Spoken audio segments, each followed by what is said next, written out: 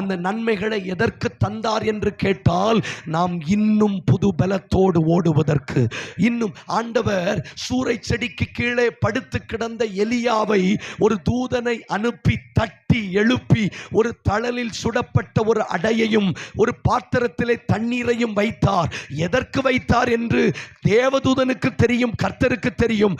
ஆனால் அதை சாப்பிட்டு எலியா மறுபடியும் படுத்துக் கொண்டான். நான் சொல்லுகிறேன், ஞாயிற்றுக்கிழமைகள் தோறும் சபைக்கு தருகிற போஜனம் இருந்து விடுவதற்கல்ல, அதை சாப்பிட்டு விட்டு மறுபடியும் இலக்கை நோக்கி தொடருவதற்கு. இந்த முதல் ராத்திரி கூட்டத்தில் சபை எங்கோ நின்று விட்டது. விசுவாச பிள்ளைகள் எங்கேயோ தங்கிவிட்டோம், எங்கேயோ தேங்கிவிட்டோம்.